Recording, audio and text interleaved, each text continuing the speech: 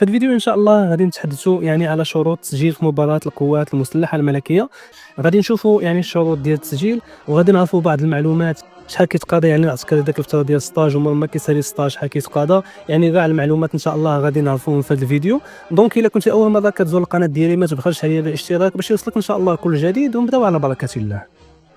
اول حاجه غادي نبداو بالشروط ديال التسجيل في مباراه القوات المسلحه الملكيه سنه 2025. اول شرط ان يكون المترشح يعني عازب، ما يكونش مزوج، حاصل على مستوى تاسع اساسي على الاقل. بالنسبه للطول 170 على الاقل، تمتع بصحه جسمانيه جيده بدون سوابق عدليه، ان يكون حاملا للبطاقه الوطنيه للتعريف الالكتروني، يعني هذه حاجه طبيعيه، وان يتم قبوله من طرف لجنه الانتقاء. يعني فاش كتمشيو وفاش يعني كيعيطوا لكم وكتمشيو دوزوا لك مراحل الانتقاء، يعني فاش كتقبل راك صافي راك كدوز ان شاء الله. دونك هادو بالنسبه للشروط. اما بالنسبه يعني كاين واحد النقطه بغيت نوضحها بالنسبه للمستوى التاسع اعدادي، يعني واخا ما تكونش ناجح فيه يدفع لهم، راه يقدروا يعيطوا لك. هادو بالنسبه لشروط القوات المسلحه الملكيه هاد السنه هادي. انا هادو هما الشروط اللي طالبين. ودابا غادي ندوزو نعرفوا بعض المعلومات، يعني كيفاش كيدوز ستاج، شحال الفتره ديال ستاج، شحال كيتقاضى يعني العسكري. كاع المعلومات ان شاء الله غادي نعرفوهم دابا. اول حاجه الفتره ديال ستاج كتكون 4 شهور. داك 4 شهور مورا فاش كتسالي ديك الساعه كترجعوا للسكنات ديالكم، وكيعطيوكم البلاصه اللي غادي تمشيو تخدموا فيها. كيجيو الكيران كيهزوكم، يعني كتمشيو للمدينات اللي غادي تخدموا فيهم. كاين اللي كيبقى في نفس السكن اللي دوز فيها يعني ستاج، وكاين اللي كيتحول لشي مدينه، مثلا كاين اللي كيهبط للصحراء، كاين اللي كيمشي للداخل، على حسب يعني البلاصه اللي غادي يمشي يخدم فيها. كتكون الفتره ديال 4 شهور. في داك الفتره هذه كيكون كيتقاضى يعني العسكري 5000 درهم. من بعد ما كيسالي يعني على حسب الا هبط للصحراء كيكون يعني واحد الفرق ديال 900، ما بين 800 و 900 درهم كتزاد له في الخلصه ديالو. يعني كيولي تيري تقريبا واحد 118000 ولا 116000 على حسب يعني الا هبط للصحراء. اما الا بقى في الداخل كيبقى داك الصالير ديال 5000 درهم.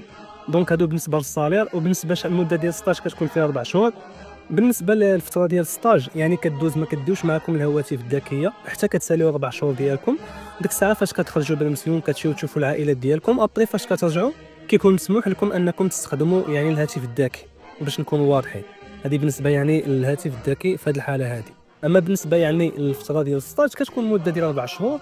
كيكون يعني فيها تدريب عسكري، يعني كدوزوا بزاف د الحوايج اللي زوينين، وكتعلموا بزاف د الحوايج ايضا.